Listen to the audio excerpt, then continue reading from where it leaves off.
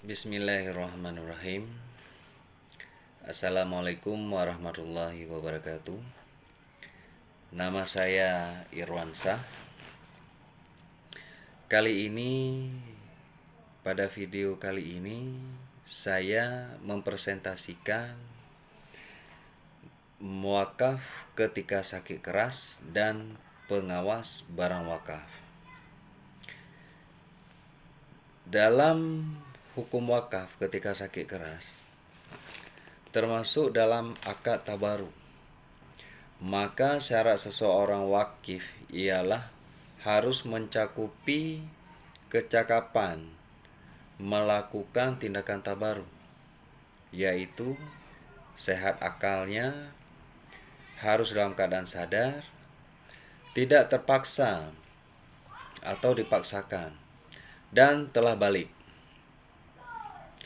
Dalam hal ini kita menjelaskan masalah ini dalam kitab-kitab fiqh, bahwa perbuatan dalam kondisi seperti itu dipandang sebagai wasiat, sehingga diatur dengan syarat dan ketentuan yang berlaku pada hukum wasiat. Namun mazhab Zahiri berpendapat yang berbeda dalam menyikapi perbuatannya pada saat sakit parah seperti itu, sehingga perbuatan orang itu tetap sah menurut hukum.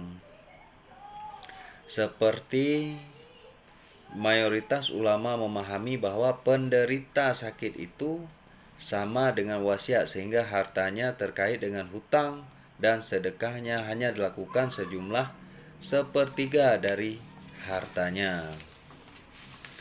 Mengenai hukum wakaf, orang tersebut harus mengikuti pemikiran Al-Qabisi. Jika seseorang masih memiliki hutang dan ternyata seluruh hartanya hanya cukup untuk melunasi hutangnya, maka menurut kesepakatan ulama tersebut, wakafnya batal dan diganti untuk membayar hutang.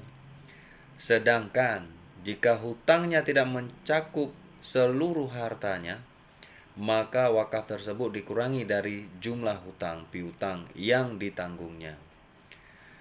Apabila harta wakaf tersebut sudah bersih dari hutang piutang, maka dapat dibedakan apakah penerima wakaf itu ahli waris atau bukan. Jika penerimanya yang ditunjuk tidak termasuk ahli waris, maka harta boleh diwakafkan bila dilaksanakan dalam wasiat. Yang selanjutnya, pengawasan barang wakaf. Di sini dalam barang wakaf tersebut yang disebut adalah nazir. Wakaf adalah orang yang memegang amanat untuk memelihara dan menyelenggarakan harta wakaf sesuai dengan tujuan perwakafan. Nazir juga menjadi orang yang mengelola wakaf yang sangat penting dalam kajian fiqh, karena menyangkut siapa yang akan melakukan perawatan, pengurusan, dan pengelolaan aset wakaf tersebut. Selanjutnya, penentuan pengawas wakaf. Al-Zuhaili mengatakan tentang kesepakatan ulama mengenai orang yang sah menjadi nazir, yaitu dibolehkan menjadikan sebagai nazir wakaf 3 kelompok berikut. Yang pertama, wakif yang sekaligus menjadi nazir. Mauquf alaih, pihak ketiga. Namun selanjutnya, terhadap syarat pengawasan wakaf memiliki sifat adil, memiliki kemampuan, beragama Islam. Salah satu contoh sifat adil dalam konteks ini komitmen terhadap hukum syara', yaitu dengan melaksanakan segala perintah dan meninggalkan segala larangan. Karena wakaf merupakan suatu amanah yang harus dijaga dan dikelola oleh orang yang dapat dipercaya. Itu salah satu contoh dari memiliki sifat adil. Selanjutnya terhadap barang wakaf tersebut, nazir wajib mengelola dan memelihara harta wakaf. Nazir wajib melaksanakan syarat-syarat ketentuan wakaf.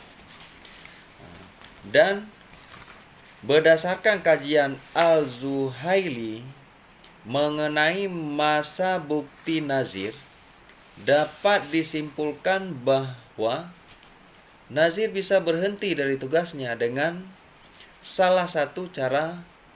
Yang pertama, dengan mengundurkan diri jika ada alasan dan diberhentikan oleh wakif, kecuali jika nazir yang ditetapkan hakim karena pada saat itu wakaf diberhentikan oleh hakim jika terbukti tidak amanah.